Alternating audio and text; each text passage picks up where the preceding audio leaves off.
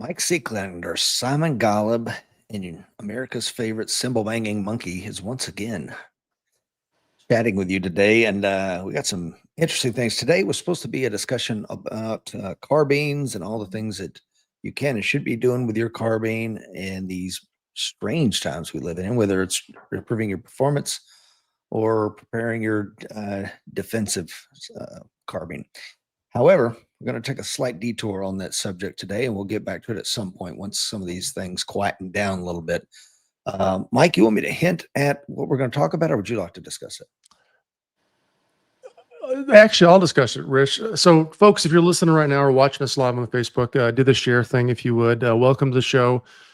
I'll take full blame on kind of shifting things on Simon, and we could talk AR and some rifles because they might be part of a defensive plan. But you know, once again, there is chaos in the world, and had an early morning range session. It was fantastic. I got to the range. I pulled up Instagram because I made myself do a post this morning, and I saw this post about I guess the governor of Florida removing someone that was in a rapper, a singer, musician. I don't even know his name.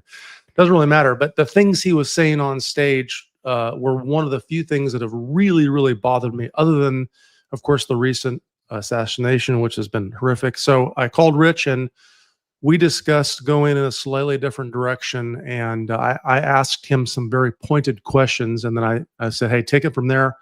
Take it wherever you want to go. Because I think, you know, rifles, handguns, all these different things will be part of what we're going to talk about, a system of a self-defense. But more importantly, I'll ask a question, Rich. You know, I keep hearing on the interwebs, are we at war? I don't know.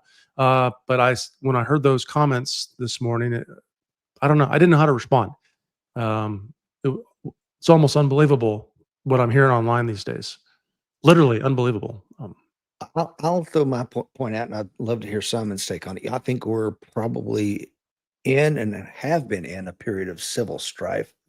Will it go kinetic, or will it get into something different, worse? I don't know.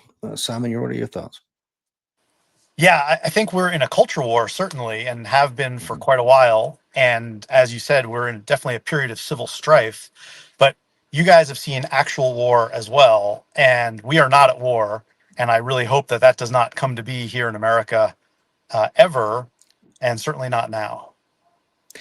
And for those of you who don't know, just real quick, Mike Seeklander, of course, former Marine, former cop, federal air marshal, trainer at FLETC, etc. Now full-time professional instructor, firearms instructor. Simon, of course, is a retired FBI agent and runs pistol-training.com. I believe that's your website, is it not, sir? Yes. Yep. And now that he is out of the bureau, he is going to be coming to a city near you, and I highly encourage you to go attend a shooting class with Simon. I have, and I give it my highest recommendation. Thank you. Yeah. So, you know, to me, Charlie Kirk's assassination is one of those true forks in the road moment for our nation. You know, the political violence and the left that seems to call for it, you know, whether that's assaulting some old man at a Denny's for wearing a red hat, to the attempted assassination of our 47th president. You know, we at some point are going to have to address, in my opinion, what the elephant in the room is, and that is the leftist extremism, and call it for what it is. And so Seeklander and I, going back to the start of American Warrior Society 11 years ago at this point, we tried to go right down the middle. You know, we were tried to never go party this, party that, and I'm forced into it. I'll tell you one other thing that I think is interesting. Years ago, you know, I've always, like Simon, I really love high-end watches. Love them, right? My bank account just can't afford all the high-end watches I want. However, these watch folks that I normally watch on YouTube, and we would hear about the latest Tudor, the latest Rolex, the latest Omega, they are out of the watch space now, and all they do is talk about politics. So that's just one anecdotal data point to say, man, where are we heading?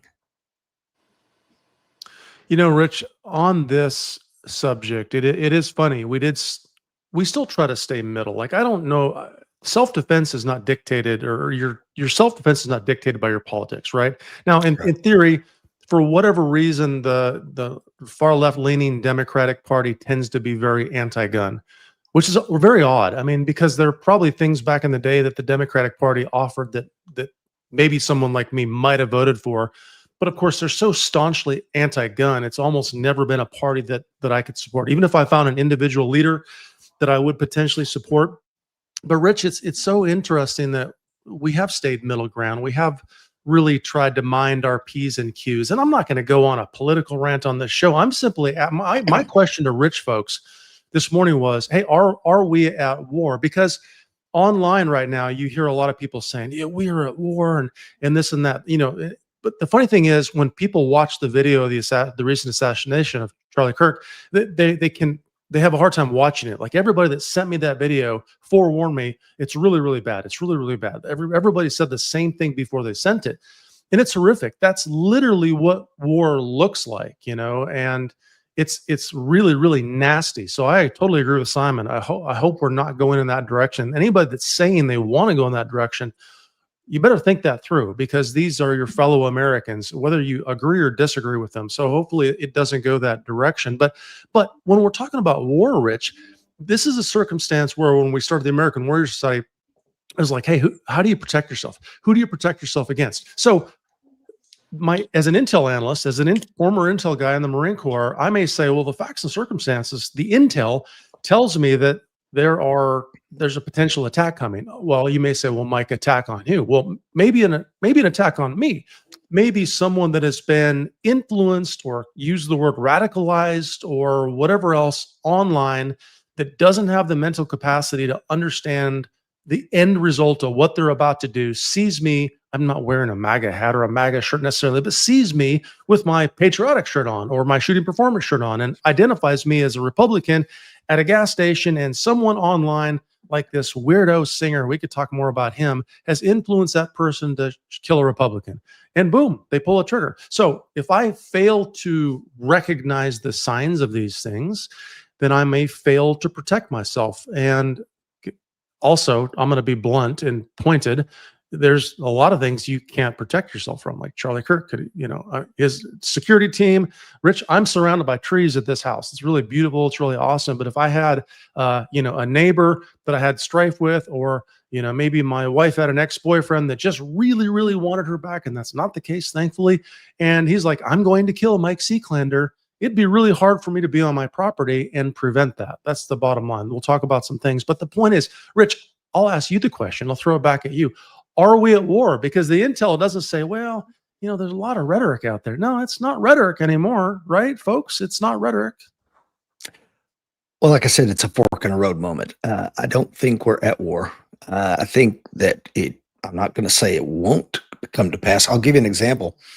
In Knoxville, Tennessee, would have been 1858, I think it was. There was an Alabama guy who goes to the north and does a tour of universities in the north and just kind of hears the ideology.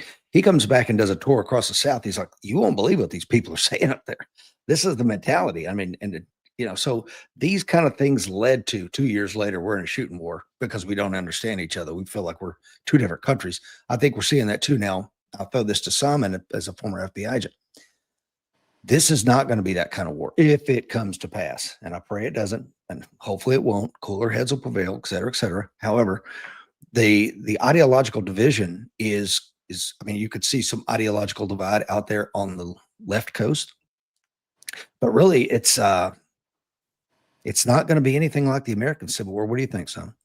No, I would agree. I think times have changed, as we've seen all over the world, right? Technology moves on, and that affects how we do things, as well as the larger political climate in the world and who's helping who do what. So I do think it would be different. But I also want to just mention, I didn't know Charlie Kirk. I didn't follow him. I didn't really watch him. I'd seen a couple videos. I knew what he believed in. I've believed those things since before he was born. None of this was new, which is not to take away from anything he was doing, because I think he did a phenomenal job. And my point in bringing this up is these are sort of common sense ideas for a lot of us. And so I don't spend my time watching echo chambers of that type of stuff. But without knowing him, I think it's very clear that we all know what he was like.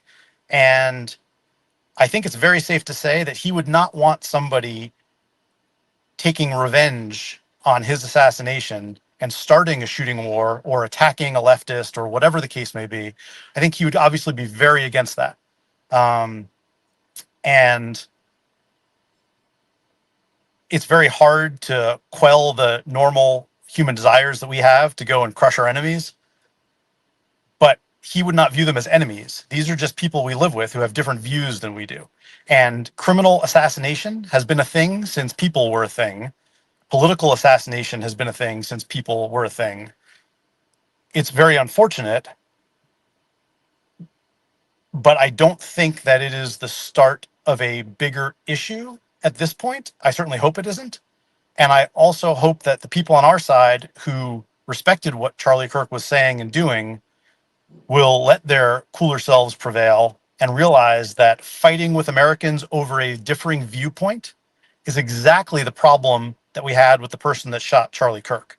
So we don't want to be that person and start shooting Americans over differing views.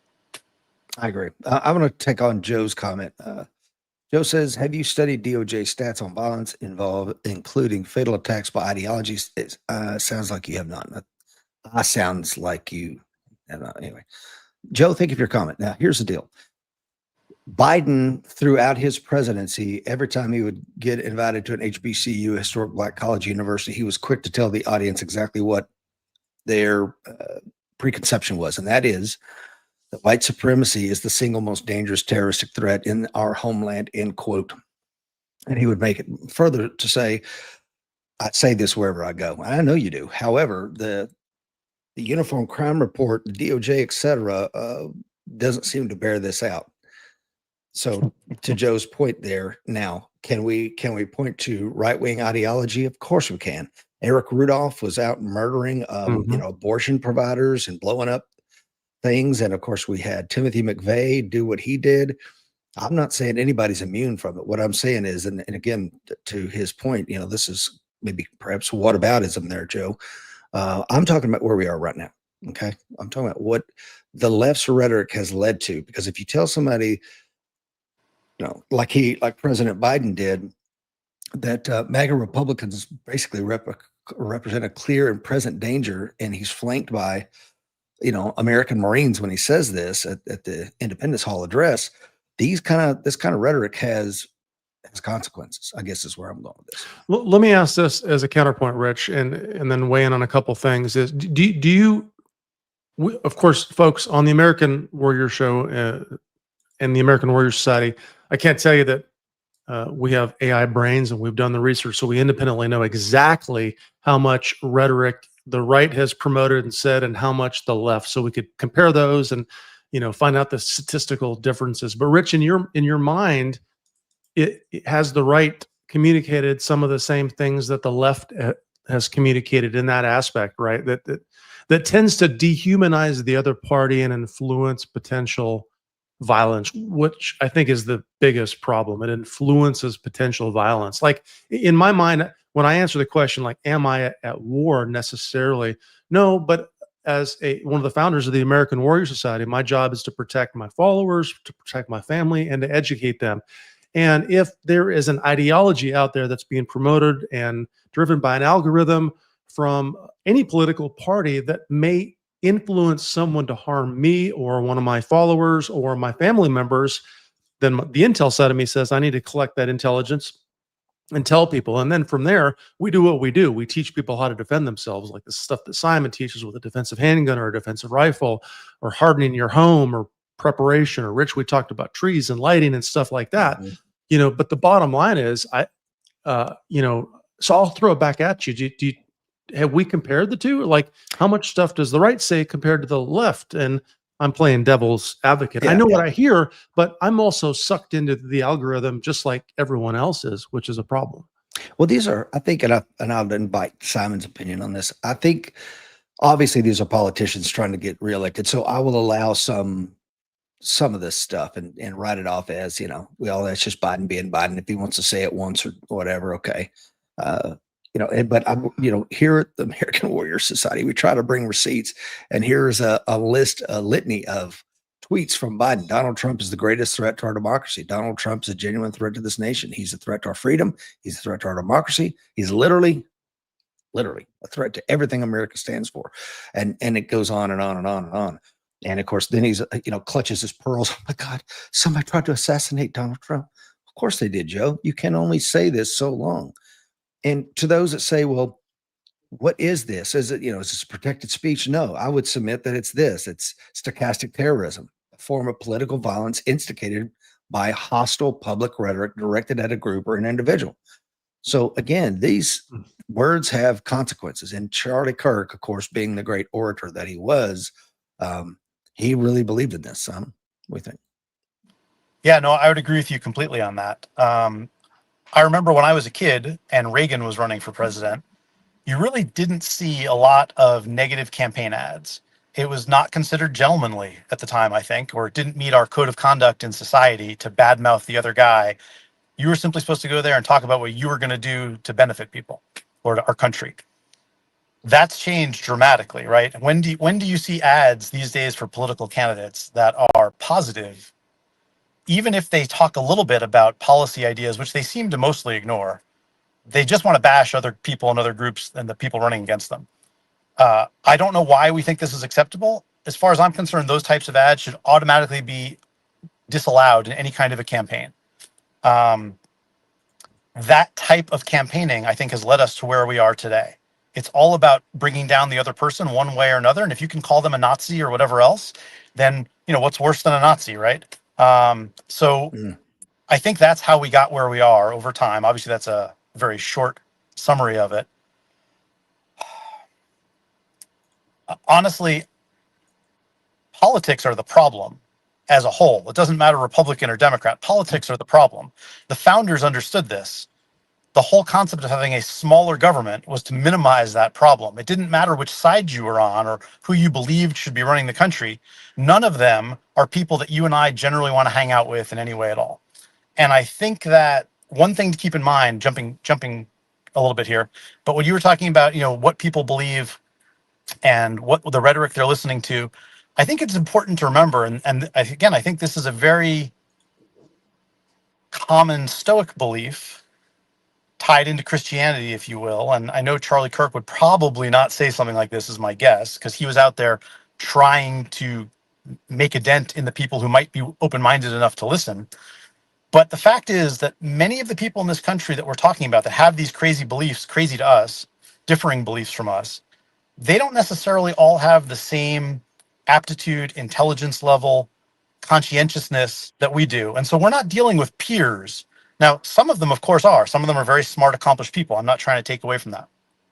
But when you're talking about college-age students, which, again, a 22-year-old assassin, or I think he was around 22, college-age people that Charlie Kirk was talking to, these are highly influential, they are highly malleable, able to be influenced easily, and they don't know what they don't know.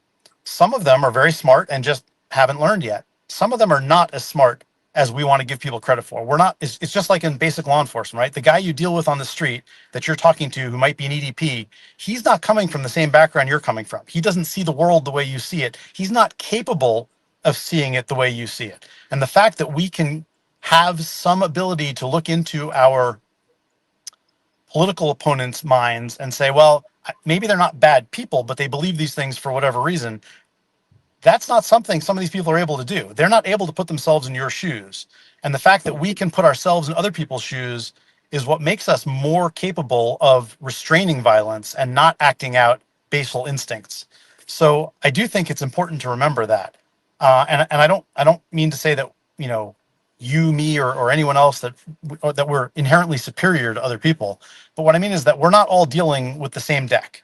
And if you treat people like we all have the same common background, that we come from the same educational system, parenting, medical situation even, that's just not the case, right? Not everybody has an equal opportunity or an equal setup in life to comprehend some of these events.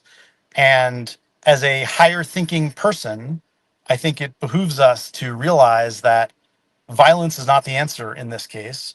And having a little bit of empathy for people that don't see things the way we do, I think is an important thing to have. I'm going to touch on a couple things. I'll throw it back to Mike. I am a believer in I have to credit my son on this one because he brought it to my attention. He's like, Dad, one of the books you had us read was Ender's Game. I'm like, yeah, it's on the Marine Corps reading list. and he likes sci-fi, and he's like, well, Ender was all about weaponized empathy. And I'm like, what are you talking about? Because I'm not naturally an empathetic person at all. uh, so he's like, yeah, but if you understand the other person, where they're coming from, you can relate to them, you can better defeat their ideas or defeat them in battle, etc. I'm like, so wow, okay, you really changed my idea on that. And where I'm going with this though is it's hard to do this when the left is completely out of touch with objective reality. And I'll give you a couple of things I'm thinking about right now. This is the party that wants to make sure a woman has the right to choose, and yet they cannot actually define what a woman is. This is the party that preaches tolerance of other ideas except those that they don't agree with. They have shut down debates on college campuses. In this last instance with Charlie Kirk with a bullet, they've enforced ideological purity. And if you don't think like we do, we're going to do everything we can. Openly and unambiguously been hostile toward any other differing point of view. They preach equality, but not the kind that you and I would think of when we think about the Constitution that the founding fathers put together and the Bill of Rights, but the Marxian philosophy of, whatever you have, whatever talents and ambitions you possess, you can't have it unless I can have them too, which is absolutely absurd. They refuse to respect the sanctity of life, allowing murdering, human beings in the womb, right up to the point of the thing. And then, like I said, with Biden, this idea that without a shred of evidence that Donald Trump, now that may be your opinion, okay, Biden, that he is a threat. However, you got to imagine where you are, man. You're the president of the United States. What you say carries weight. So I don't know, man. Mike, what do you think? Well, I think Can we have a discussion? Let me say, this is the question because I rambled on. I apologize. My point is, can you have a reasonable dialogue with someone who they're not even in touch with objective reality like you and I are? Well, I don't know. What is reasonable dialogue? I think that would be the question. For example, once again, I'll go back to the singer because I'm so blown away by what I saw, Rich. It's like an American political representative of some sort, like he represents a certain side. Granted, that's why he's going to these campuses.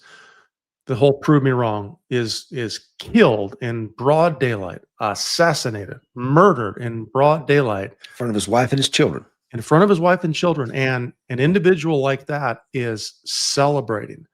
Like I'm trying to think of who the most, and I guess someone that would be so far away from my beliefs in politics. I'm trying to picture that person, and I'm trying to picture that person murdered in broad daylight, and me having the ability to celebrate that. I could not do it. I could not do it. And once again, are we seeing the celebration from all these different individuals on Instagram and X and whatever else because it's driven by the algorithm? But it doesn't matter. That person was saying that ranting those things in front of a crowd of what sounded like hundreds, if not thousands of people, and they were cheering. Mm-hmm. So who are those people in the US that would cheer the murder of any individual American, no matter how much you disagree with that person, right? I can't conceive that. I just don't understand that. So, I mean, I don't, here's the deal, people that they have burned flags and have their right, do whatever you want to do in the United States of America. I was a U.S. Marine, went to combat with you, Rich Brown, and we defended those freedoms of an American. But man, where do you draw the line? I just can't even conceive that. And it's not the only. I've seen multiple people. It seems like there are several dozen I've seen online and him that are celebrating this. I can't. Prove me wrong, audience. Anyone that can put it out there. If you can show me someone, a conservative that maybe has the same politics as me, that has celebrated the death of some left-leaning individual, which we haven't seen the death of anyone that I know of, that I can't. I don't think you could prove us wrong on this one.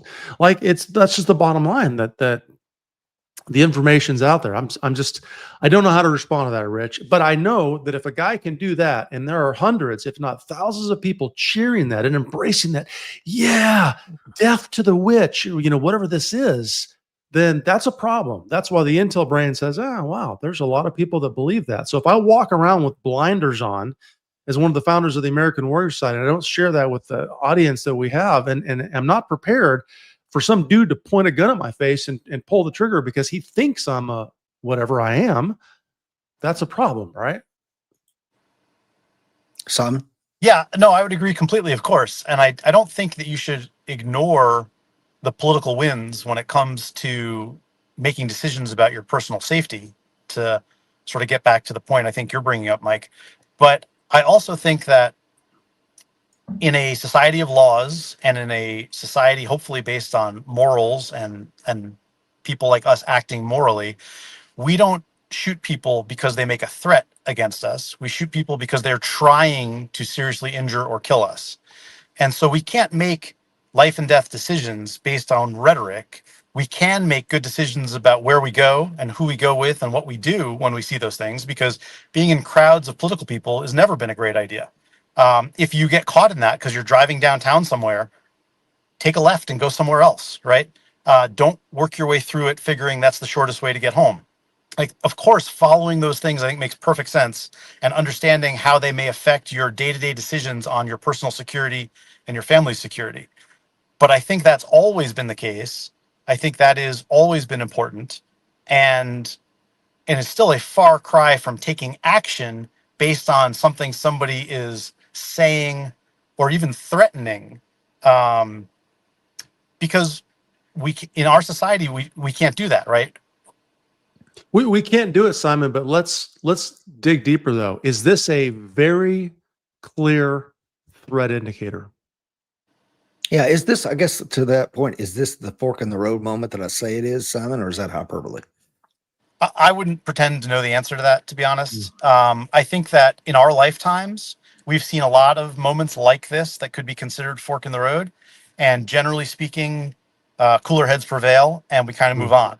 But over time, while the cooler heads may prevail, over time, the temperature still goes up, right? And things get worse and worse and worse. And I don't doubt at some point there will be some kind of civil war, only in the sense that this is the history of humankind. Yeah. I don't think that we can say, oh, we're past that now, right? This isn't the 1700s. I wish that was the case, but people are people. People today are really not very different than people were back then. And I'd like to think that we can move past that, but I think that's wishful thinking. Hopefully it doesn't happen in our lifetime, our children's lifetime, whatever the case may be, but at some point it probably will happen. It's happened in other countries in our lifetime. It will continue to happen around the world at different times. Of course, our American Revolution was one of the only really successful revolutions that led to a completely different way of life for people. And again, people can argue that, of course, right? But what other country in the world has come out with a constitution like ours, and at least for a long time, because we've been a successful country for a long time, that only lasts so long. Again, the history of empires in this world is that they all fall apart. There's Around 250 years, by the way. Exactly, 250 years. There's not a single example of an empire lasting forever. Ours is not going to last forever either. But show me another one that has done what we have done for actual freedom of the people in the country. Are there exceptions? Are there low spots? Are there stains on our history? Sure. Because we're human. But there is not a greater country. There's not a greater concept of how to govern people than we have. Yeah. And I think that unfortunately a lot of the people in our country have lost sight of that. And I don't doubt, and I don't mean to single out immigration as an example, right? I'm not interested in enforcing immigration law. It's not what I got into law enforcement to do. It's not an area that I've studied a lot. But it's very common sense that you can't simply leave your front door open and let anybody come in who wants to come in. And if it's your house and that happens, it's no longer your house. If it's your country, you're no longer a sovereign country. And when you have enough influx of people that believe differently and are not willing to change their beliefs to mesh with the people that they're coming into contact with, that contributes to what we're seeing. I'm not blaming immigration, illegal or otherwise. I'm just saying that we are not a homogenous society the way we might have once been.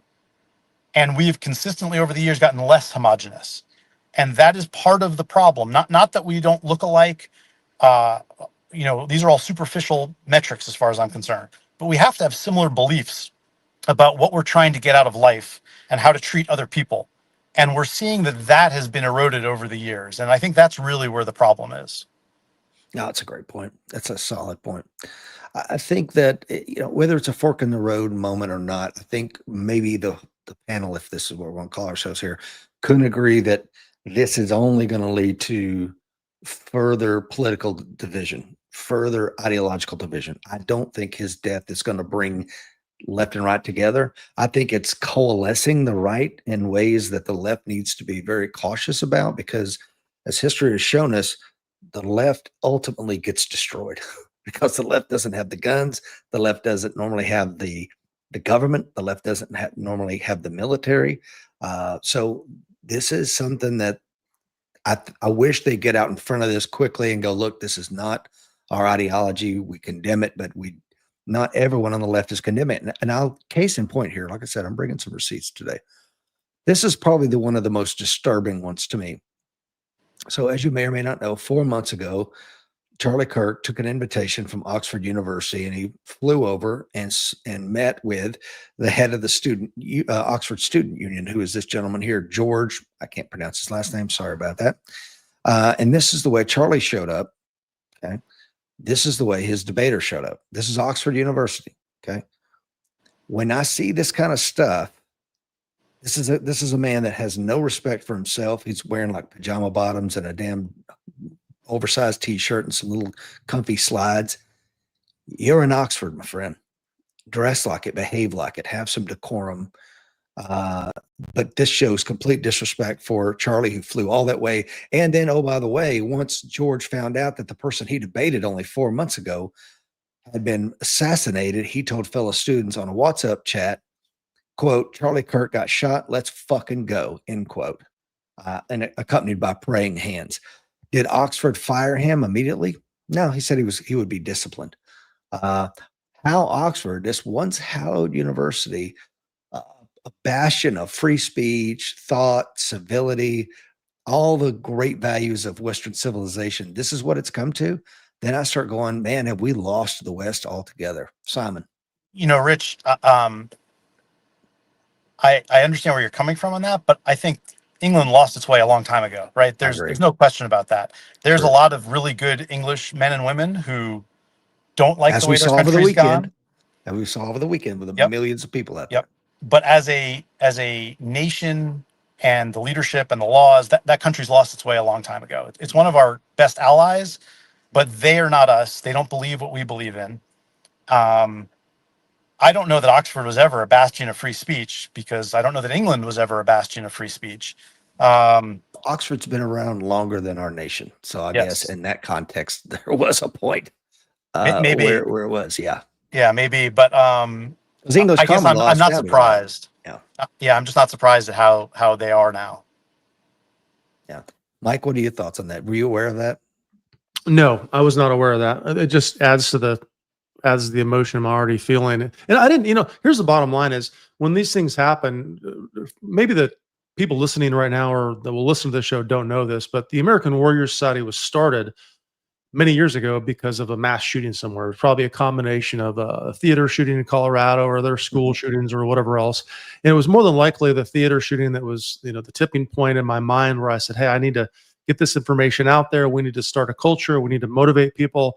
I started doing Facebook Lives at 6 a.m., literally every single morning at 6 a.m. for free, because I'm like, how do we overcome the burden of training and all these things? Because I couldn't believe that there wasn't an armed individual willing to defend that crowd or those crowds, because it was multiple active shooter situations. We've talked about that and seen that play out over a lot of years now. But so I don't get, I don't get completely emotional on a lot of these things, but the emotion comes from the fact that these people can celebrate the death of any individual. I don't care. Once again, I just can't understand that, Rich. And let's bring up the big E word, evil. There was an individual, Ukrainian girl on the train that was murdered recently by a guy that claims he has some substance inside of him that the government put there, and he didn't kill the girl. The substance killed the girl. Okay, great. This guy is truly psychopathic. He was on meds before, violent, and previously on meds. Apparently, came off his meds. So my brain can wrap itself around that to an extent. But this, in theory, from a conservative family, highly intelligent, very quiet, introverted online individual, which, by the way, probably follows the statistics of 90% of the freaking young 21-year-olds out there these days that are not in sports or whatever else, got a rifle, got into a good shooting position, stabilized the gun enough to pull the trigger and shoot a guy in broad daylight, just completely murdered him. Where, you know what, Rich, 200 years ago in the multiple world wars, we had to train our soldiers to kill because they had such a hard time actually killing initially. So where does that, is that evil? I don't know. I mean, how, once again, I'll go back to the threat indicator. Is this a threat indicator? If that guy can do it, who else can do it? Who else is potentially influenced in some political, ideological way where they may harm my family or my followers, or who knows? You know, I just can't wrap my brain around it, Rich. Well, to help understand it, I can point you toward the book on it. That's Eric Hoffer's The True Believer, Nature's on Studies on the Nature of Mass Movements, I believe it is. And it talks about how these ideologies will use the misfit, the loner, the whatever, even the man of violence, the person of action. Like, I will not sit here and do nothing. I will do something, you know. And when asked, like, who was the most important figure of the 20th century, you know, people could point to, on the dark end of the spectrum, Adolf Hitler or Winston Churchill or Martin Luther King or et cetera, et cetera. I would say it's Gavrilo Princip, because Gavrilo Princip is the one who murdered Archduke Ferdinand, who got us in World War One. We would have never had communism had it not been for that. We would have never had World War II. We would have never had Korea, Vietnam. Every damn horror of the 20th century can be traced back to someone like him, who Gavrilo was like 20 years old, 19, 20, had a gun and wanted to do something. He was motivated by hate and ideology, and here we go. So if you were to ask people on the days after the Archduke Ferdinand's killing, is this a fork in the road? I don't know. You know, maybe not. See what the Serbs are going to do. And yet we all know what happened next. So Simon, your thoughts? Yeah, like I said, I mean, I can't say, I'm not psychic. I'm not willing to guess about what's going to happen next. I think there's a lot of instances in history where it could go one way or the other. I think sticking to what we should be doing about it and what we can do, I think that's the only area I'm able to be in. So, like, Mike being as upset as he obviously is about the Charlie Kirk shooting, that's exactly what I'm talking about. That's empathy and sympathy for his family and for him and his beliefs and the rest of us in the country. I didn't know the guy. When I was 20, I would not have cared one way or the other, probably, because people get killed all the time. And, as a cop, you see an awful lot of death. And when you're young, you just mostly brush it off. At least I did. I was not very mature, I think, when I was younger. And I think a lot of these people, what college age or whatnot, they haven't had children yet. They that was a big turning point for me. Maybe other people are more advanced than I am and don't need that to realize how things should be. But for a lot of people, it takes having children to kind of realize that people are people and that we want to do a good job all around. But again, I didn't know Charlie Kirk. This has bothered me way more than it would have bothered me as a young man. And again, to Mike's point about who's committing this type of violence and having to train young soldiers to fight who didn't want to kill in the early days, I think that's the more natural instinct for decent people. But there are plenty of young people who don't have that feeling, because, especially today, I think, but I'm sure in years past as well, life doesn't mean that much when you're young. And when you come from a rough background, or maybe you've seen a lot of bad things, look at the countries we've been to and the populations we've seen there. They do not value life the way we do. And it takes a more mature person to understand that everybody's life is valuable, not just yours. So when you're dealing with some of these leftist people that are advocating for violence, I don't want to oversimplify it. I'm not a psychiatrist, but my thought is, if some overweight, pink-haired kid wants to get into a war, it's because they have never seen violence in their life. They don't understand. They're not capable of understanding it. They don't realize what's going to happen to them. They don't realize their own limitations.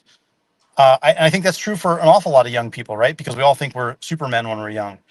But if you're spending your days, moaning about problems in America because you think that you are entitled to something, and you're not spending your days training, and you're not spending your days deploying and doing things, it's very easy to say, oh, we should go to war because I want, my beliefs. But you're not capable of waging that war. And they don't understand that because they're young and they're immature. And that's not everybody. But I do think that's a lot of people who just literally don't understand what they're advocating for or what they're trying to get into. On that, Simon, just so for the record, I didn't know who Charlie Kirk was either, really. I mean, I laid down for a break, took a little nap, woke up from the nap, and I had two text messages, one from Rich Brown and one from my son. And my son's was, do you know who Charlie Kirk was? And I didn't. I really didn't know who that was. I've seen him online. I've watched the memes and see it prove me wrong. Everybody uses that same meme literally thousands of times. In the same instant, I read Rich's text, and he's like, hey, man, Charlie Kirk got shot. And my son had sent me the video, and he said, like everybody that sent me the video, I've got like 20 times. They're like, a really bad video. Be warned. And they warned me multiple times. And I guess the point is, just like you, I did not know who he was. When I saw him, then I'm like, oh, that guy, I understand who he was. So it wasn't like, Mike Seaclinder cried himself to sleep last that night. And my wife was very upset. I know Rich's, but I respect him as a human being, the fact that he was a father and his wife. I can't imagine what they're going through. But here's the problem I have with that, Simon. When we say the average young person, I was a knucklehead, you were a knucklehead, we didn't place the value on life. But these young individuals, because of the internet, they all saw this shit. They all saw this horrific shooting that multiple people were so afraid to send the video out, it almost instantly got taken down. It was so horrific. It was not, I've killed lots of animals, I've seen lots of blood and things like that. But the point is, they did see it. These individuals that are celebrating it certainly saw this video. So if maybe they're so desensitized because of movies and video games, or maybe they just don't give a fuck. I hate to say it bluntly. They just don't care. That's bad, man. I agree completely. I think it's both of those things. Again, speaking mostly for myself, but I've known a lot of young people in my time, right? Just like you guys have. Yeah, I didn't care when I was younger. I was more concerned about me. I wasn't thinking about those other things. My father took me to see Platoon in the movie theater when it came out. I was 7, and he was hoping to dissuade me from joining the military because he was in the military and he thought war was terrible. And as a 7-year-old, I couldn't understand what was going on in Platoon. I thought it was a great action movie. I thought the tracers were unrealistic. That was my takeaway as a 7-year-old. So he may have misjudged my maturity, but of course I didn't care. And of course these people don't care, but also they're desensitized to it. And watching that video, I don't think that does it for people. For you and I, it does it because we've seen enough death. For people that don't care, that are young enough, that have only seen death on a screen, or maybe an old person in their family who passed away in the hospital or in their sleep or something, it's just not the same thing. I don't think it is. When we started deploying in the early days of the GWOT and the first beheading videos came out, right?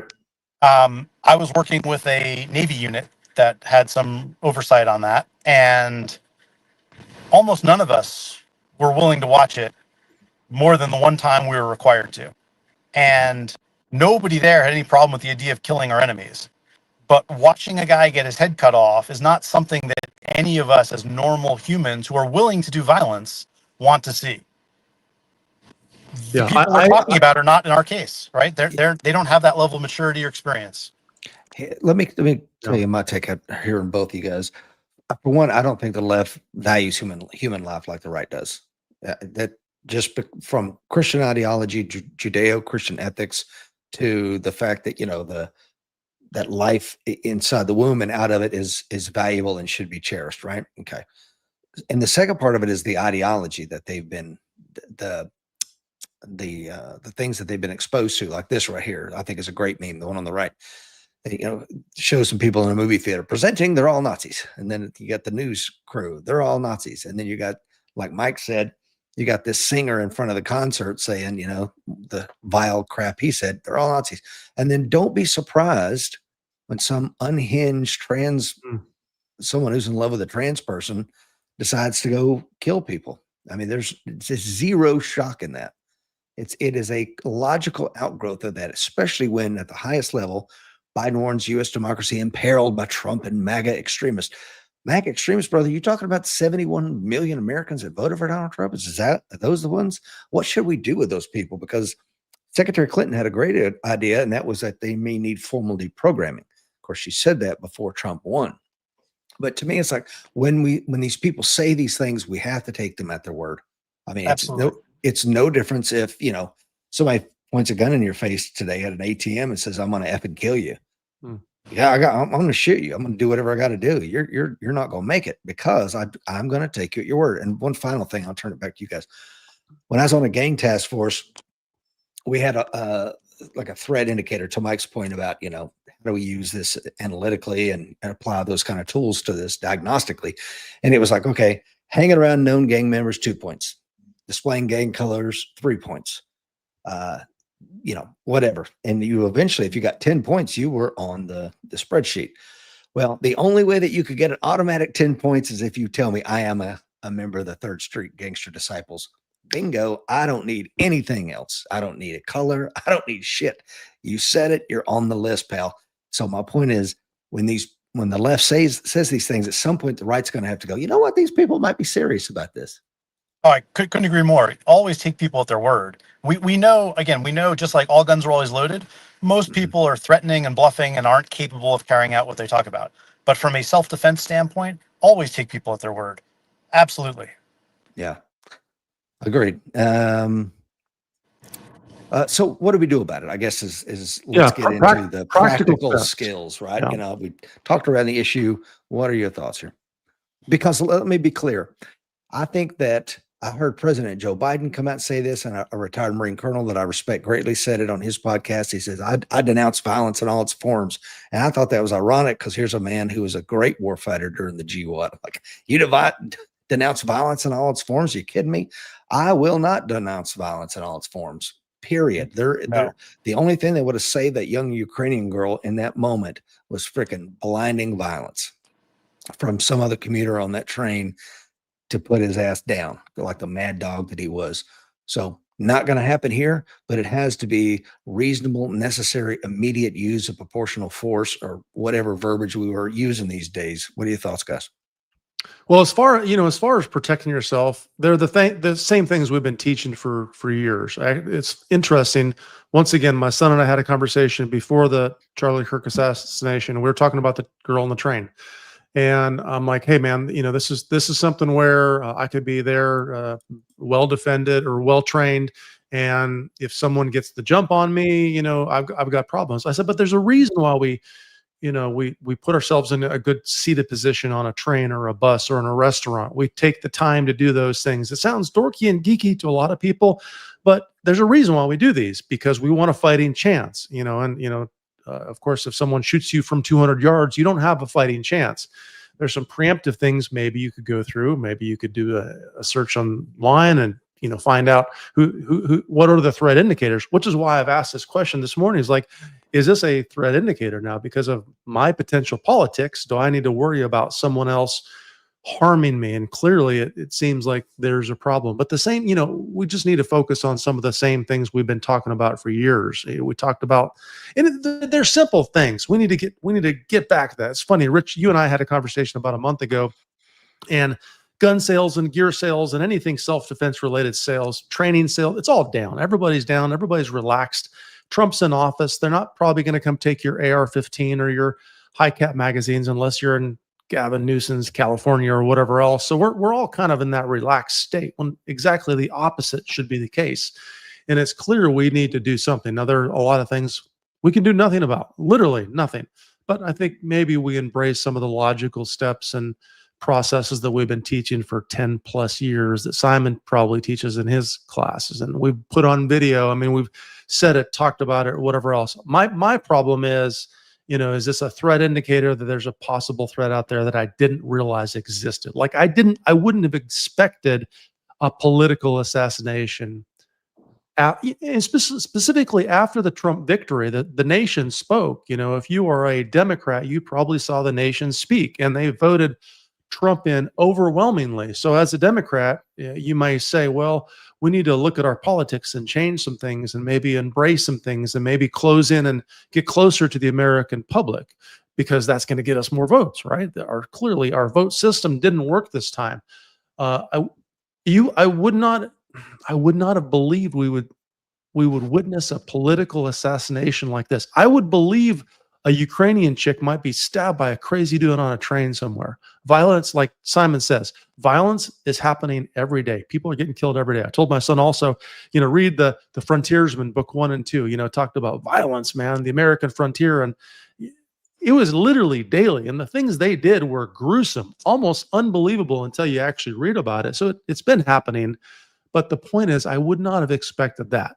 That shocked me. I'm like, oh, wow. And this kid, he doesn't appear to be a threat, right? Maybe that's the problem. They don't, yeah, they look like us, but they don't think like us, Simon. So I guess I would say, while I was very surprised to hear about the shooting, very surprised that he died, only because I was hoping, like in so many other cases, it was a near miss or a survivable wound.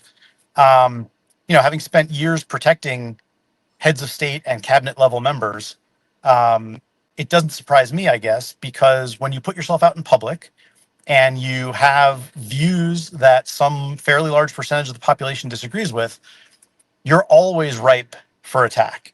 And Charlie Kirk obviously knew this. He had a protection detail. He had taken some measures to protect himself. But without getting into details on that, there's only one person in the country who's really as protected as can be. And it is not possible to protect everybody else the same way. And having a group of bodyguards, regardless of their training, experience, capabilities, and desire, does not stop you from getting shot. It does stop the random person from getting too close to you, maybe, from launching an attack within arm's reach or maybe a little further. It doesn't do much against anything else. And there are very specific measures to take to prevent that stuff. And those are beyond the scope of almost any public figure at any time, let alone a private citizen. So I think from our standpoint, right, for us going around to kind of bring it to the stabbing on the train, I actually wrote a post about this, and I don't want to derail our conversation. I wrote a post about this that I was going to put up today, but I had to mention that John Holshin died last week. Yeah. And I found out about it pretty early on, but not his whole family had known about it at the point. And so I just put that out today instead. And that was very sad, I think, as well. But my only point with that is John is one of the guys who actually taught me a lot of this stuff when I was young. But growing up in New York City, taking buses and trains, first of all, you would never have $1,000 item in your hands in public. And everyone today is walking around like it doesn't matter. In New York City, I was just there a couple weeks ago. It's absolutely amazing to me. They all would have been mugged instantly when I was a kid, right? Like this just wasn't a thing then. If you had a Walkman, my kids didn't know what a Walkman was when I mentioned this. If you had a Walkman out, you were going to get it stolen or you were going to get mugged in many instances in many parts of the city. When you get on a bus or a train, you don't sit where people can have access to your back, right? We're all jiu-jitsu guys. We all like to throw punches and everything. Mike's a big, strong guy with a lot of experience. If I have to attack Mike, I'm not going to walk up to his face. I'm going to go behind him. And if I can't go behind him, I'm going to go to the flank, right? These are basic military principles that apply in large-scale events and also very small personal events. So she could not have done anything to stop that guy from stabbing her. She was incapable of it, as were the other people there, even if they were armed and wanted to do something, right? The whole thing was 1 second start to finish. But if she had put her back to a wall and was not engrossed in her phone, and I'm not blaming her in any way, right? The victim is not to be blamed here, but we all have to do what we can to help ourselves from becoming victims. If she'd put her back to a wall, if she'd had her head up, maybe that alone would have prevented this from happening. If it didn't, maybe she could have gotten her feet up in the way, sort of like a jiu-jitsu punch block concept. She didn't know what she was doing, but better to get your legs in between you and the attacker than to give him your head or throat or something else, right? And these are very basic things that trained people all know, but that apparently the public seems to be forgetting. If they knew it, I don't know. But in New York, I took it for granted as a kid. Like, this is what people did who didn't want bad things to happen to them. So it's tragic and unfortunate to see something like that. And I don't know that anything could have been done to stop it, but there are certainly things that she could have done to hopefully prevent it, or to maybe give herself enough time that somebody might have gotten involved in it and grabbed the guy. Maybe she took some cuts to the legs that were non-life threatening rather than what ended up happening. And so I don't say that to Monday morning quarterback what happened to her, but if we don't learn from these things and teach it to people, like we all knew watching that, right? But people don't always know that. And if we don't explain to them what they should be doing in those circumstances, then that's our fault as trainers, right? So that's the only perspective I have on that. It was horrible to watch. And again, I was not willing to watch the whole video on that. I've seen enough of that. I don't need to see a young girl get stabbed to death. But I'd also like to see that not happen again. Yeah, well, Simon, anybody can increase their survivability. Anybody Yes. can increase their Yes. survivability. You can't guarantee you can defend yourself against anything and everything. You can't, but you can increase your survivability. And the more you put into that, probably the more, from a percentage standpoint, you can increase your survivability. Once again, you grew up in New York, or you're going to get mugged if you act like this. Let's go back to the frontiersmen. If you cross this river and you go out there and you're just hanging out with an iPhone and a 1792 or whatever, guess what? You're probably going to get an arrow stuck in your face, or shot in the face, or your throat slit, and they're going to chop your hair off. The funny thing is, we've forgotten about those things. And as trainers, as individuals, everybody listening to this show right now is probably in this same mindset. But I could tell you, I had the same conversation with my kiddo, because he said, well, my girlfriend's dad said, now I want you to do some counter blade or some counter knife work with her, right? Because my son trains and does all kinds of different things. And he's like, no, you don't need to do counter knife. You need to work on awareness and get her head out of the phone. And we need to get her to stop going to these crowded environments and areas like this place she wants to go to that there's been 2 stabbings at recently, right? And here's the bottom line is, we can all increase our survivability. So from a logical standpoint, this show, folks, if you're listening, I had, for me, it was a wake up call too. Every once in a while, maybe got the carry gun, man. I'm going to go in legally. I'm not supposed to be carrying and have a beer. So I'll leave it off and go in and have a beer. Instead, maybe say, well, let me drink water. I'll have a beer at home. Right. And said, where am I sitting? Just went to Europe this last year with my family. And I could tell you, I was generally guarded. I had my backs to, the door, or my back to not to the door stuff. But I got on a couple boats and a couple tour things where I'm like, you know what? I don't really know where I sat. It's just getting really easy to get kind of loosey-goosey there. So we can all learn from that. And we can all, every one of us, every one of the listeners right now can constantly remind the people around them, hey, increase your survivability. You don't have to have counter knife skills. Just get your legs involved and kick like you're riding a bicycle. Maybe that buys her another minute in time. And once again, not to disparage or poo-poo on her, she's gone. But maybe that would have bought her the minute where someone else on the train would have said, hey, jerk, I don't know, maybe throw in a suitcase or something.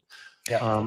I want to go back to something that Simon was talking about, because he has provided, PSD for heads of state for, I don't know what, Simon, a decade, close to it. Oh, only about 6 years. Okay, 6 years, Yeah, close to it. And what I'm getting at is a counter sniper team might have been the only thing that saved Charlie. But as far as I know, who has that level of protection beyond the president? And I don't think as a civilian you can actually employ a counter sniper team. I think that would be, I don't know. I never thought about it till now. But so that's out of the question. If somebody wants you dead, they only got to get right once. You got his security team. And I can't imagine how they must be feeling. They broke bread with this man. They looked at his wife in the eye every day. And I could get emotional just thinking about what they're going through right now. And there's nothing that they could really have done because they're just providing him a bubble with which to move in.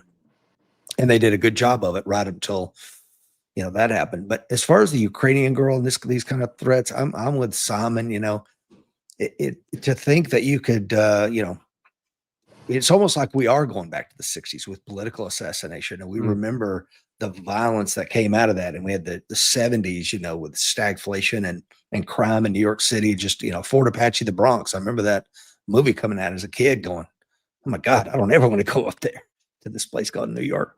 And then we had a Republican administration come in, clean it up, and it was one of the safest cities that in the world, It period. was. And then look what happened, you know, when the Dems took it over, and it's going to get worse. Now, I'll pull this one thing up here. Obviously, the vision on the right is somewhat incendiary. That it is what it is. But this is a quote here. I like this. She says, "America failed this girl. We protect criminals. We glorify degenerates. We have no will to restrain evil, no courage to punish wickedness. We sacrifice the weak on the altar of social justice and pat our backs in the process. The cowards on this train who did nothing to help her are representative of what our society has become. I'm so sad for her and sad for us all." And her point about the actions of the people on the train that surrounded her are almost as bad as her brutal murder, almost as bad. To watch other human beings, I think 4 or 5 of them, and most of them just did this. They didn't even move after she was. Now, of course, I don't think the young woman knew she'd been stabbed. She probably thought she'd been struck. As I understand it, those that I've talked to that have been stabbed said, "I just thought I got punched. And I thought it was wet. It was freaking blood." So maybe she didn't know. And maybe those around her didn't know. But they could have at least come to her aid, be a good witness, dial 911. And we keep saying on the show, no one is coming to save you. Don't outsource your self-defense. You have to be responsible for you. Simon, your thoughts, sir? Yeah, no, I agree. Now, I have not followed it super closely. The original reports that I heard was that nobody came to her aid even after he left and she fell down. I've since heard that that's not the case, that some people did come and even try to 2.5 stem her minutes wounds. late. Okay, yeah. Yeah. So, I'm talking the about those surrounding her. Oh, If you yeah, haven't watched that right. video, please do so, of the aftermath, because they Yeah. don't care. Yeah. So I think that for a lot of people, right, they just don't care. I think a lot of people, first of all, like some of them didn't even see what happened, really, from what I could tell from the angle. You know, they didn't notice him open the knife. They didn't really see the attack for the 1 second that it lasted. To Mike's point earlier, you know, had she been bicycle kicking, if you were there with a gun, you would have had time to do something about it. But if any of us there with a gun were just there the way it happened, I don't believe we would have had time to do anything about it. No. And so these people sitting there, I'm in no way excusing their lack of desire Humanity. to help other people. Yeah, lack of humanity. But they were probably completely mentally unprepared to handle anything like that. And the news talked about the heroic actions of people that stepped in afterwards to help her. And my first inclination is the word hero gets thrown around way too often with the news. And there's nothing heroic about trying to help a young woman injured on the floor. But like, to me, that's what you do as a citizen in the United States, right? That's not heroic. That's your responsibility for living here, for being a decent person. But today, with the lack of help that we get from people in the public, everyone wants to stand around and film things. Maybe it is heroic for somebody to step in and do something at this point. I don't like to think that way. I'd like to think that's just the normal thing.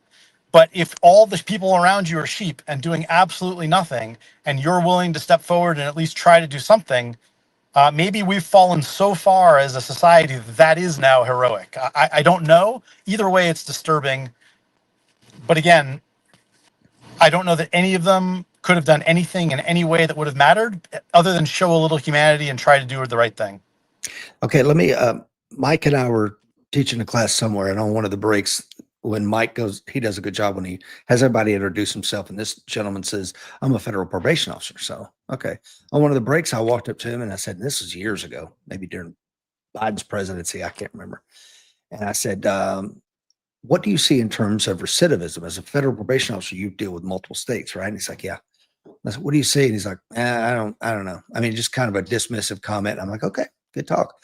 Then he chased me down. He's like, whoa, Rich. I'm like, yeah.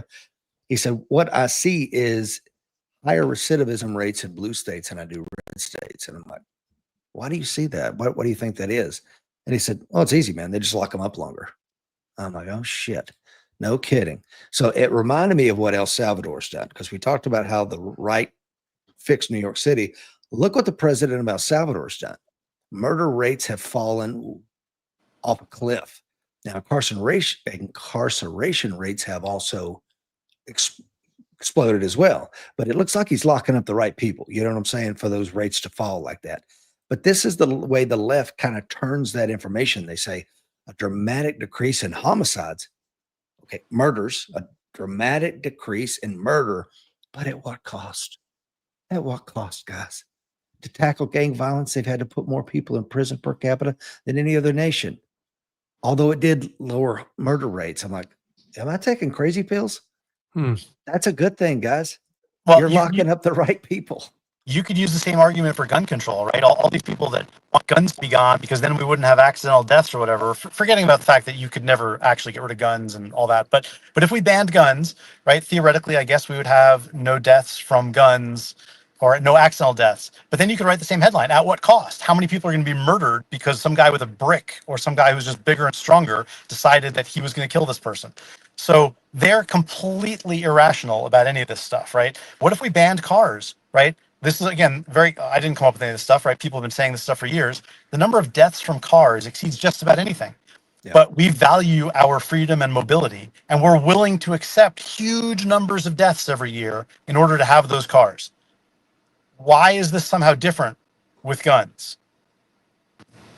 Well, I'll tell you, to your point there, and it's interesting you bring up the automobile deaths because they run about 40-ish thousand every year, which is a lot. But of course, in a country of 340 million people, it's a statistical rounding error. And the gun deaths are around 30-ish. So sometimes they bump close to 40. But when you remove suicides, you come down to about 15,000. Yeah. And then when you start parsing those out, some of those are justifiable homicides. And then we start getting down to numbers, but nobody wants to have these conversations, and again, the woman was stabbed to death on a train, no gun involved. What do we see with knife crime in London? What's funny is London and New York has the same murder rate. They just use different tools to kill people, but the deaths are the same. So that speaks to your point, Simon. Removing that one tool does absolutely nothing to decrease homicides. They're going to be the same. They're just going to kill each other with a brick or with a knife or throwing acid in somebody's face or what have you. Yeah, I would love to remove all accidental deaths, all school shootings, and I don't think it's actually that hard to solve the school shooting problem. That's a separate issue. But I would love to see all those things go away. But let's just talk about like accidental deaths and suicide by gun, but at what cost? And in our society, we have always been willing to balance the individual person's right to life, liberty, and the pursuit of happiness.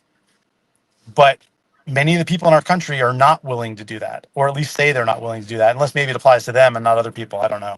It's interesting. This killer on the young woman, he jumped the turnstile to get that free ride. It's the same shit that Giuliani went after. So I'm glad you mentioned that. Yeah, I didn't. I had heard that, but I'd forgotten about it until you just said that now. And as I understand it, you were an NYPD officer during that time period. Okay, talk to us about that. So I'm not a criminologist. I'm not a sociologist. I can just say from a boots on the ground standpoint, his idea, first of all, Giuliani had nothing to do with this, just to be clear. This was Commissioner Bratton at the time who started it.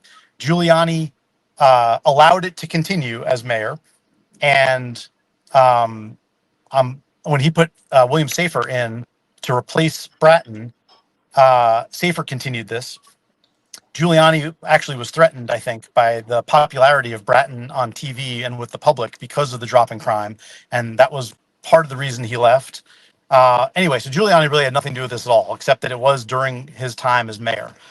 The whole idea of the broken windows was if you stop the small crimes, you will stop the big crimes, because people that kill people on subways aren't paying to get on that subway. And so if we crack down on turnstile jumping, we're going to crack down on all sorts of secondary crimes that we're not even aware of yet, between robberies, muggings, rapes, assaults, murders. And that's exactly what happened. So maybe, and I only mention this because I've heard people want to tear apart the broken windows concept as a policing theory. And I'm not really qualified to argue about that. Maybe it's a dumb name. Maybe they take it too literally. I don't know. But when you stop smaller crimes like turnstile jumping, and certainly in the case of the subway, that reduced the amount of crime and criminals in the system by an unbelievable amount. It was incredibly effective. But, today, at least it seems in New York, right? Well, if somebody can't afford to do that, we don't want to arrest them because they're poor, and then we're going to let them jump that turnstile and get on the train. Oh, woe is them. Except what are they doing on that train? And what they're doing is stabbing people to death. Not obviously not everybody, right? Being stabbed to death on a train anywhere is still a relatively rare event, thankfully. But if you prevent people from turnstile jumping, you absolutely prevent the downstream crimes that were going to happen from those minor crimes. And that's true of all sorts of things. Maybe not traffic infractions on the same level, but all sorts of things. How do we tie that back to political violence and the craziness that's going on today? It'd be interesting to find what that commonality is. It everybody be kind, or words have meaning, and of course we can't restrict words because freedom of speech. So how do we use that concept and translate that to? So we do restrict words, though, right? A classic example, right? We can't yell fire in a crowded movie theater. Right. If you threaten to kill somebody, it is illegal. The difference is that the threat has to be credible and specific under most laws, under most statutes, right? And being credible and specific can be a very hard bar to prove and to get over. So if somebody wants to say, I'm going to shoot this person at this rally from this tower with this gun, I would say that's pretty credible and specific. If that person has that gun or has taken steps to acquire that gun, right, then that's great. But we don't ever see that, right? That's just fairyland. So how do we prove credible and specific? Well, for you and me walking down the street, obviously I'm not telling you anything you don't know already here, but we don't need to prove credible and specific to take actions to protect ourselves and our families. We can't attack somebody preemptively because their threat was not credible and specific. We can choose not to be there anymore. And I don't mean that we should all lock ourselves up in our houses and not partake in public life in some way. But a lot of the older generation of trainers who you guys and I grew up going to learn from, that unfortunately the younger Instagram crowd today seems to dismiss because their bill drill is not fast enough or whatever. That's right. They've been teaching this stuff forever, which is don't go to bad places with lots of stupid people doing stupid things. And what does that mean, right? So most crime doesn't happen at noon. Most crime happens after about 9 p.m. or 10 p.m., right? So if you're out late at night at a biker bar, and I'm not picking on bikers, right? I love to bike, but or I love to ride, I should say. I guess biking is pedaling. If you're out in places where crime and violence are more likely to happen, well, you can't be surprised when something bad happens to you or you get caught up in something. But if I'm out with my family and I see a large crowd, like the Chiefs parade that we had here a couple of years ago that turned into a bit of a mass shooting, I was there because I was working. Under no circumstance am I taking my family and going to visit a Chiefs parade or any other large parade like that. It's not that, and mostly because I don't care either about what's going on there, but those are not safe places to be with a bunch of drunk people that are roaming around late at night, hanging out in bad parts of town. And we all know what bad parts of town are, right? Don't go hang out with people that are doing drugs and drinking to excess. Like, these are common sense things that prevent us from being statistics. And, I mostly focus on teaching shooting, not self-defense so much. I think you guys do a really great job of splitting the difference there between shooting as a mechanical form of using a weapon and then how that applies to the larger picture of self-defense. I don't really focus on that. But if we don't have a foundation in let's just say personal defense tactics, then none of this other stuff matters. Yeah. And this has been, again, this is long before any of us were alive and learning it or teaching it. But people seem to be forgetting it or discounting it, or, oh, if I can just shave another 1/10 of a second off of this, none of that stuff matters. It just doesn't matter. If you're not paying attention to the world and you're going to bad places and doing stupid things, good luck. Yeah, something like a tagline, like if I had to make one up, the fight's coming, be ready, or something like that might be a good mentality. That if we could teach people just that, maybe if we could say somebody like should use that. Maybe somebody should use that tagline. Yeah.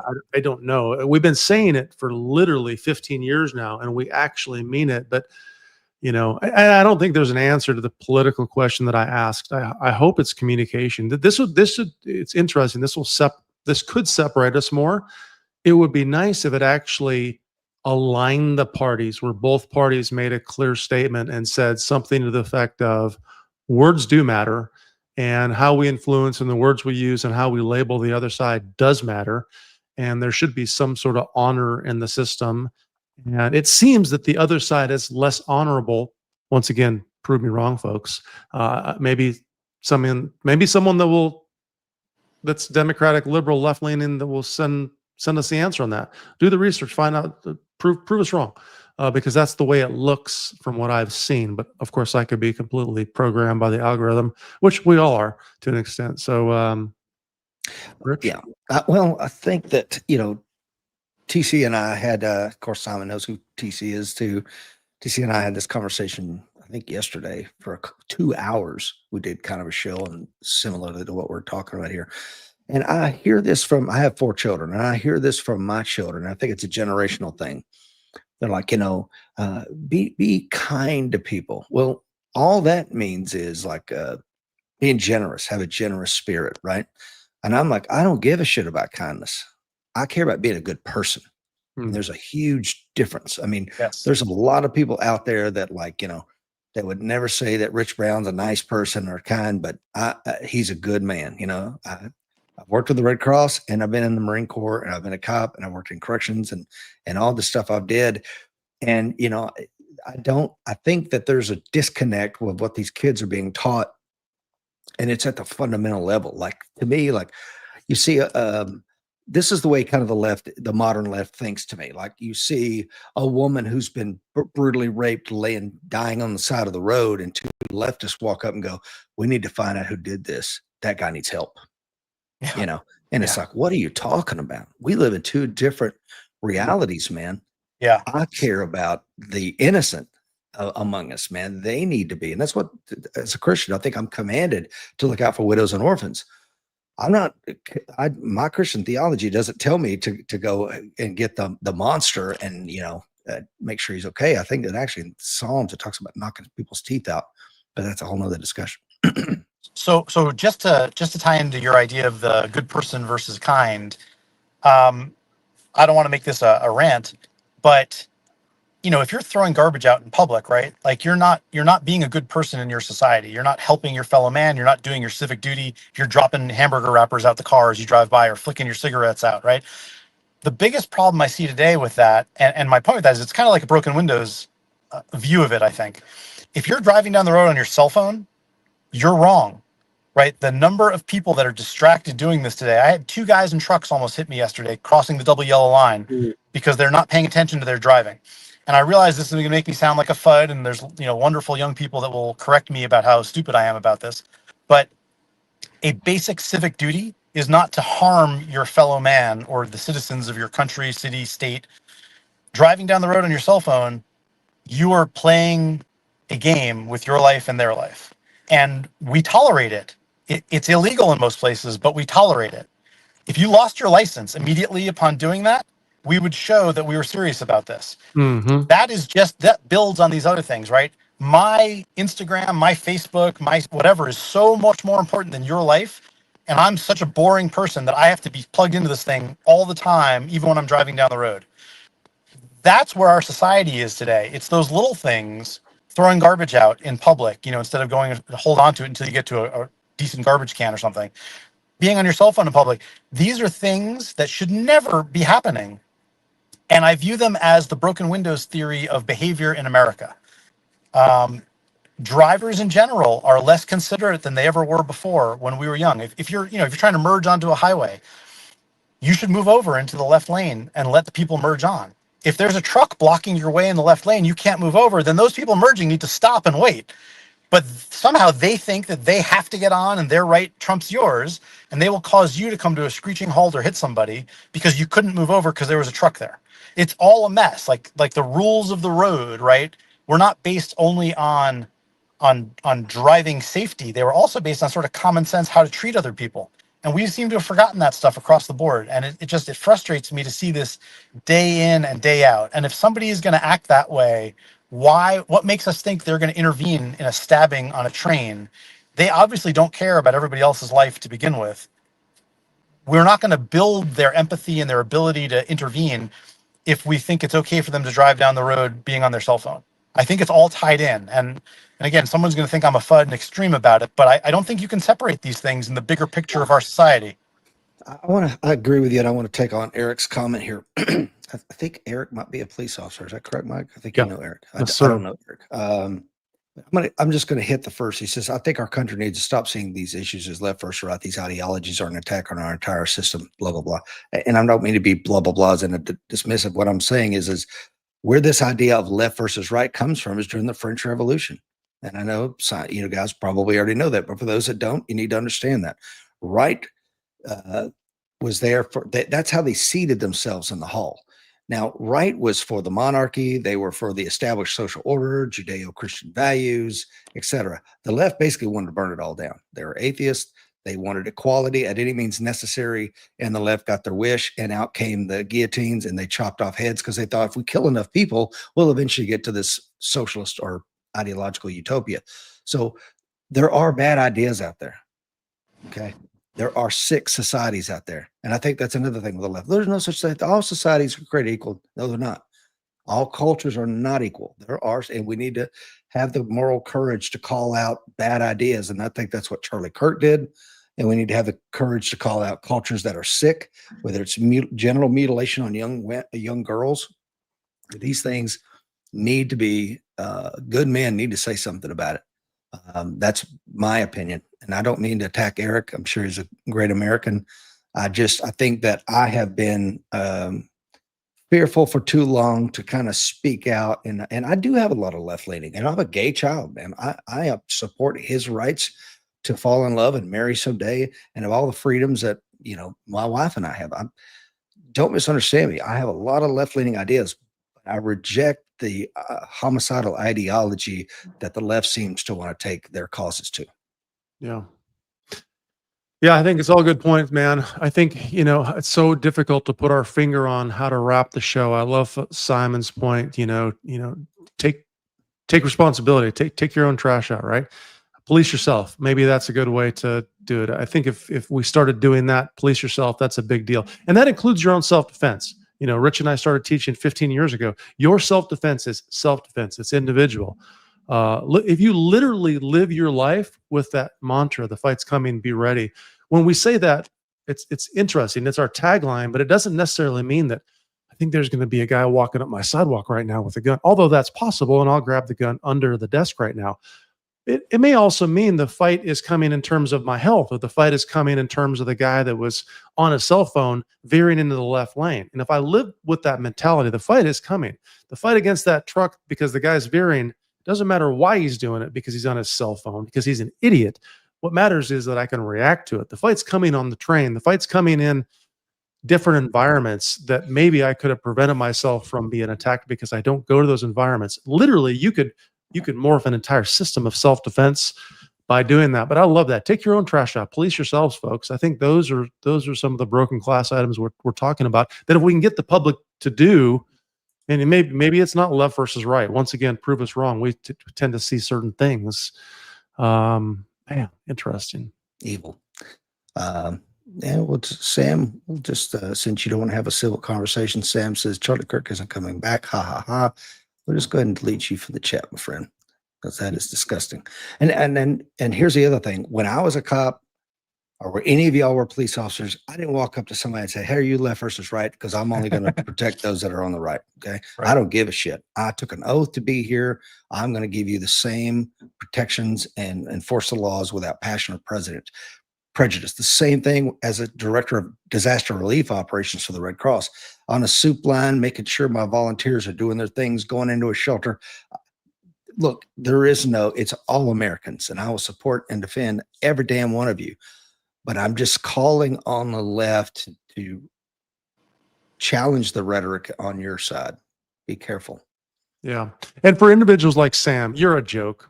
Anybody out there that doesn't value life, you're a joke. If you don't realize you're a joke, you're a joke. Look in the mirror, write joke across the top of the mirror. And every time you look in the mirror from then on, you'll know you're a joke. Unbelievable, disgusting individuals. But then again, guess what? The billions of people out there that are not like you, the good folks, we can police ourselves. We can live in the proper manners. We can start to fix some of these issues. We can take responsibility. We can be kind, even though Rich hates to be kind. But the bottom line is, be a good person. Be a quality person. Help others. You see someone that needs some help, help others. Can I say one last thing about that? All of us have a lot to be thankful for when it comes to the people that have influenced us for training and taught us the things that we know. Jeff Cooper was a huge influence on me when I was young, not from a Weaver standpoint, but from the standpoint of his morals and his writings and his beliefs about the bigger picture. And one of the things he always used to say was that it takes discipline to be a good shooter, and a disciplined person is a good person. I don't know if that's actually correct, but I mention this in most of my classes because, at least in my time doing this, I found that most of the people, or all the people that I've dealt with that come to classes, are good, honest, decent people. They are not people like Sam, who I feel sorry for him, honestly, or her, Yeah, whoever it he's is. lost. I just feel bad. But it does take discipline to be a good shooter. People who put in that level of effort towards bettering themselves and their interests, I think might be a leg up on being a good person. But regardless, I like the idea that Jeff Cooper was pushing with that. And I think that as shooters and fighters and trainers and students, I think we need to sort of embrace that and think about it. I'm not shooting and training just because I want to hurt somebody, right? I'm shooting and training and doing these things because I want to help people. And 100%. that is the bigger issue in society. You know, to Rich's point, I never thought, cared for a second what somebody's beliefs were, what their background was, what they looked like. If somebody is getting hurt and I'm a police officer on the scene, I'm there to help them, and that's it. And that has been how I viewed every job I've had in law enforcement, whether I'm on the scene there or doing an investigation in the background. We are there to help society. We raised our hands to do that, but you don't have to be in law enforcement to do that. If you're in law enforcement, you'd better be doing that, but you don't have to be doing that. You don't have to be in law enforcement. You can do that as a citizen. And I think that us as trainers and shooters and students, we need to try to embody that. Simon, I would guarantee you that you have provided close personal protection for people who's ideologically opposed to you, have you not? I will tell you that I was hunkering down under a stairwell in Iraq with Hillary Clinton while mortars were hitting around us. Yeah, And I never once thought, oh, I should just push her out of there and then we'd all be good to go home. exactly. Not once. That's being a good person. You know what I mean? And that's what we all aspire to be. And for those of you that haven't heard of Colonel Cooper and Simon's discussion of him makes you want to go look at it. I would imagine that of the 30 people watching us live here know exactly who we're talking about. Look up the color codes. I think the color code system that Colonel Cooper codified would be something that could have saved the Ukrainian girl's life, because she was not in condition yellow in the moment before she was killed. And again, I'm not blaming her. She should have been safe on there, but evil exists. Crazy people exist.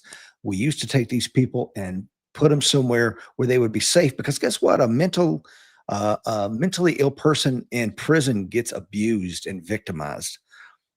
And yet that's where they're heading, because only you're leaving law enforcement to deal with these people. Are you serious? And they end up getting killed. They end up getting abused on the streets. They end up self-medicating with drugs and committing crimes to fuel that habit. Where they need to be safe in an institution somewhere, not only where they are safe, but where the community is safer from them. And until we address that, we're going to keep having these kind of things. 100%. Mike, that's all I got for my friend. Simon, All you got right. anything else, brother? No, that's it. It's been a pleasure talking to you guys. Yeah, thank you, Simon, for coming back on. And next one, we will actually talk more about maybe the AR systems. Hey, folks, listen, I'm going to close this one out. I'm going to say our standard tagline: the fight's coming, be ready. So you heard it, but I want you to do me a favor. I want you to apply that to your life in all assets. Think about how that may apply to any environment or any circumstance. And the second thing I want to ask from you is that you tell someone else that. Hey, teach them that. Hey, folks, the fight is coming. Be ready. Tell someone, tell your neighbor, tell your son, tell your daughter, tell your loved one. Hey, the fight's coming.